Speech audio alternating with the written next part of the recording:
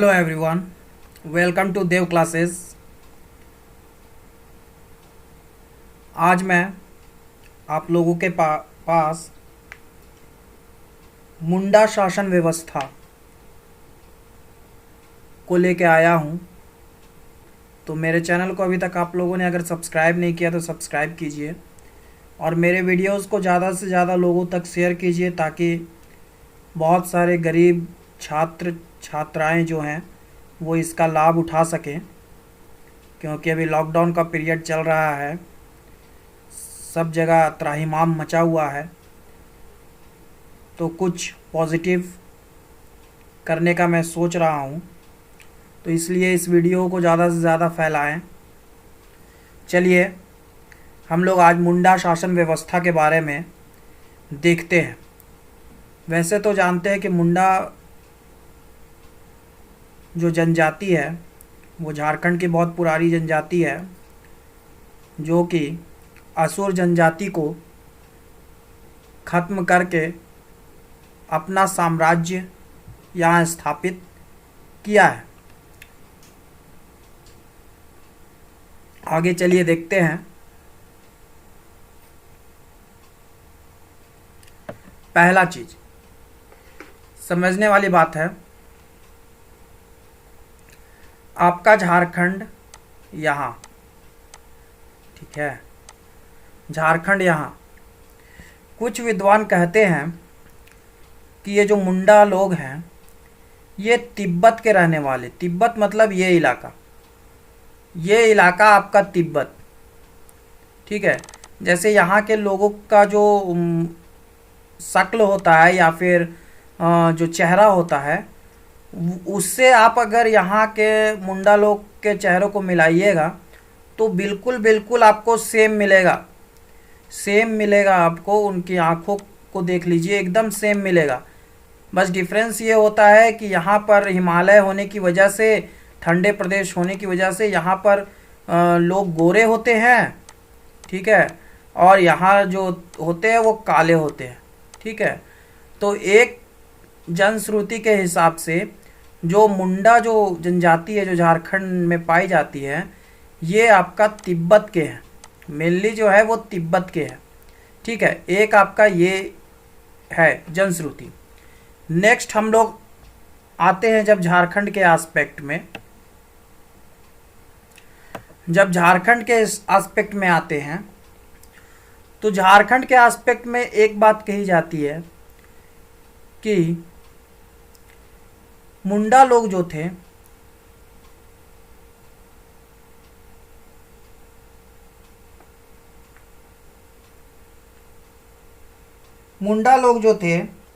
वो दक्षिण पश्चिम से चलकर, ये जो दक्षिण पश्चिम है झारखंड का, इस ओर से चल के मध्य प्रदेश होते हुए वो झारखंड में एंट्री किए, ठीक है, इधर से एंट्री किए, ठीक है। एक ये जनश्रुति है, ठीक है। और एक जनश्रुति है कि वो जो हैं मुंडा लोग जो हैं वो आपका दक्षिण पूरब से झारखंड में एंट्री किए हैं, दक्षिण पूरब से झारखंड में एंट्री किए हैं, ठीक है। मेनली जो आपके मुंडा जनजाति हैं वो आपका मेनली देखिएगा रांची में है, खूंटी में है, हजारीबाग में है, ठीक है, गुमला में है, सिमडेगा में है, दोनों सिंहभूम में है, वेस्ट एंड ईस्ट, ठीक है। और कुछ पार्ट आपका संथाल परगना में मुंडा लोग रहते हैं।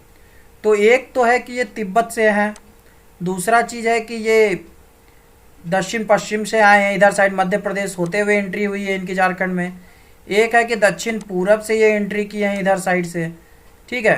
तो इस क्षेत्र वाले एरिया में आपका मेनली जो है वो मुंडा लोग पाए जाते हैं, ठीक है। थोड़ा सा आपका संथाल परगना ले लीजिए इलाका, यहाँ आपके मुंडा लोग मेनली जो है वो पाए जाते हैं, ठीक है। अब आगे बढ़ते हैं।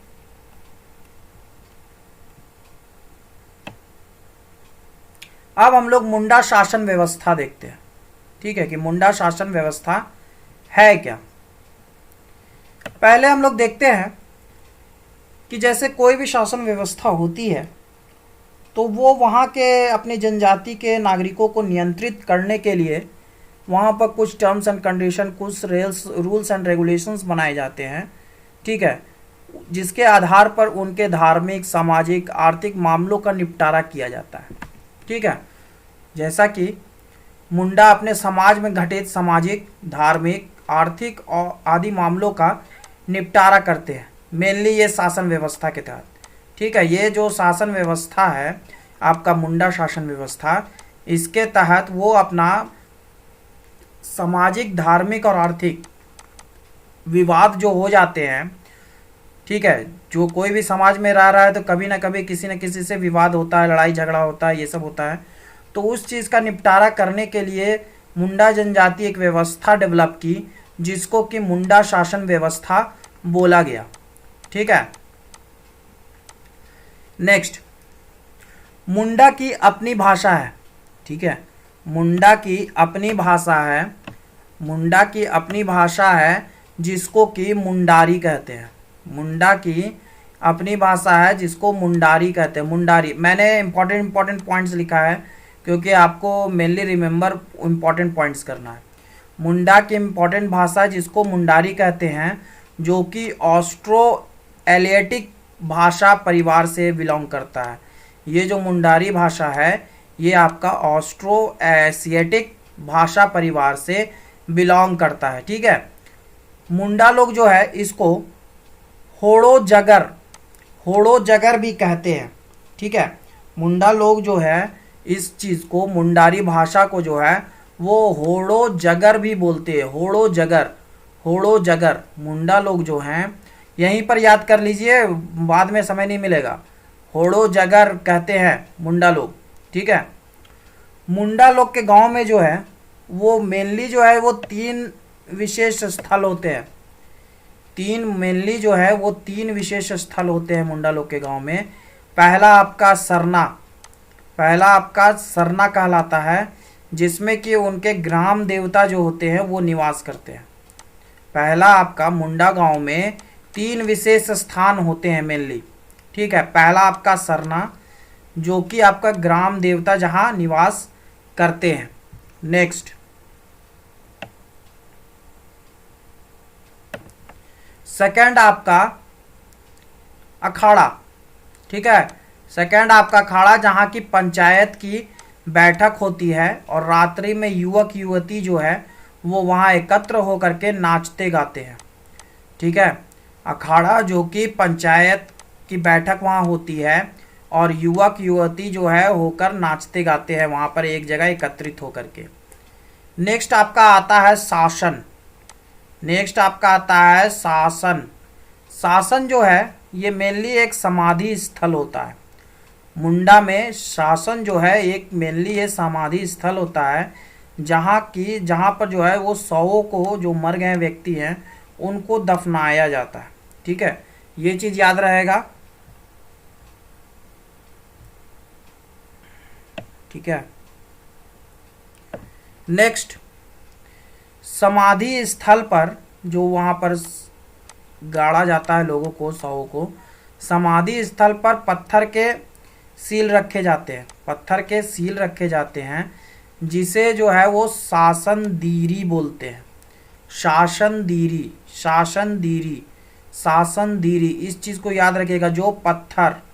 जो पत्थर मान लीजिए ये आप दफनाए हैं, इसके ऊपर एक पत्थर रख रहे हैं, ठीक है, तो ये आपका शासन दीरी कहला जाएगा, ठीक है। ये जो पत्थर है ये आपका शासन दीरी कहला जाएगा, ठीक है।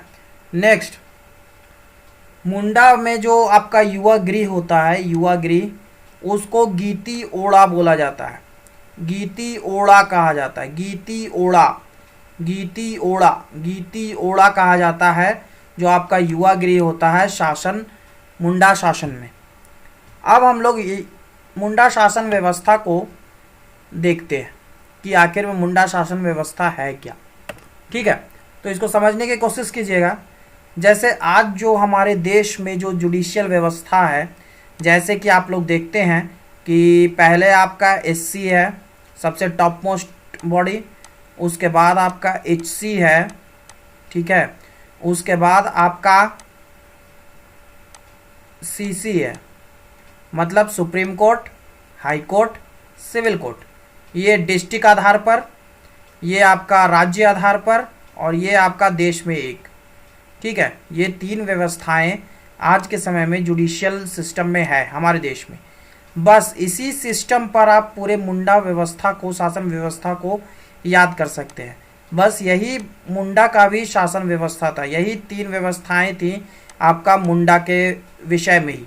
जैसे हम लोग स्टार्ट करते हैं तो पहला जो सुप्रीम कोर्ट जिसको उच्चतम न्यायालय की संज्ञा दी गई है आपका मुंडा शासन व्यवस्था में, उसको कहते हैं राज, ठीक है, राज, पहला राज, ठीक है, पहला राज, जिसको कि एससी बोल सकते हैं हम लोग। मुंडा शासन व्यवस्था का उच्चतम न्यायालय हम लोग बोल सकते हैं, ठीक है। राज, राज जो है वो कई पढ़ाओ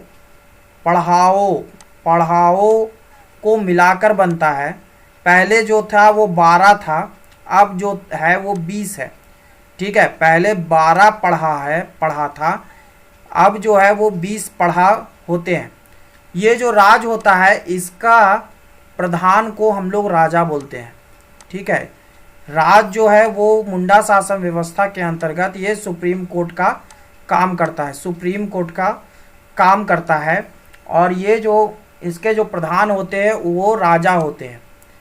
कई पढ़ाओं को मिलाकर ये बनता है राज, जिसमें कि पहले 12 पढ़ा लिए जाते थे, अब जो है वो 22 पढ़ा लिए जाते हैं, क्योंकि समय के साथ आपका जनसंख्या बढ़ते जाता है, ठीक है। नेक्स्ट हम लोग पार्ट पे आएंगे।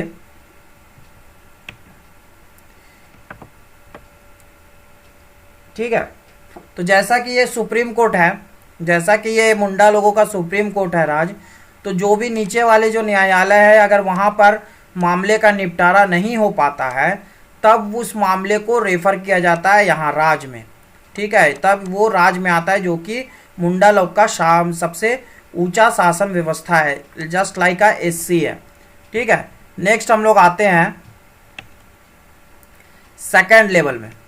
सेकेंड लेवल में आपका पढ़ा है, जस्ट लाइक ये एचसी है। आज के एस्पेक्ट में देखेंगे तो ये एचसी है, ठीक है, पढ़ा है आपका सेकेंड में। इसमें जो है आपका कई गांवों को मिलाकर 12 से 20 गांवों को मिला करके एक पढ़ा का निर्माण किया जाता है।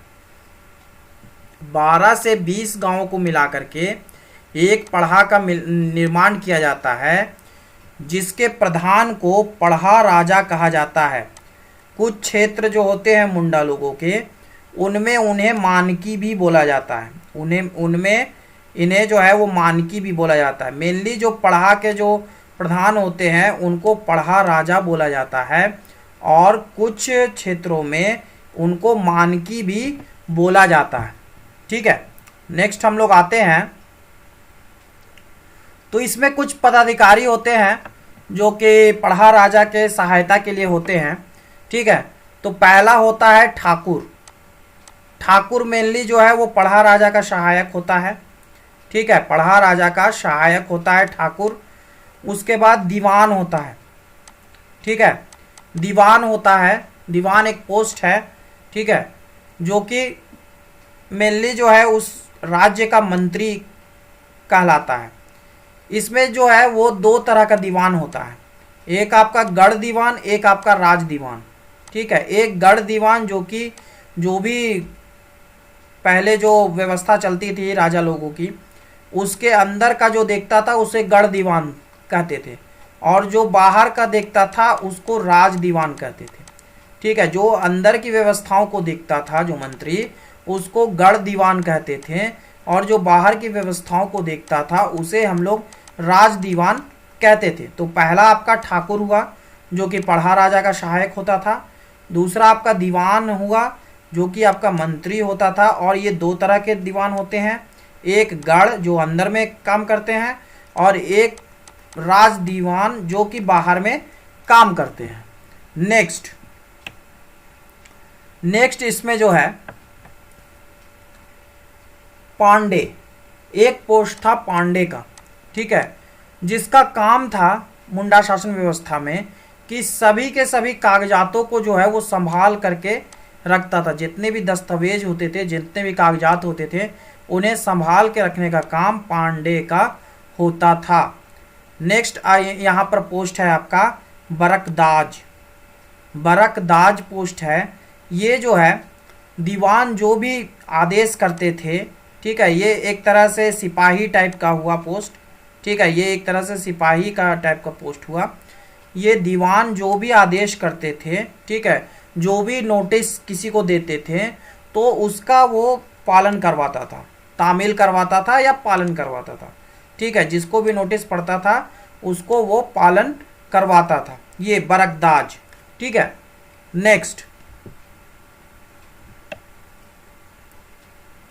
नेक्स्ट आपका दरोगा।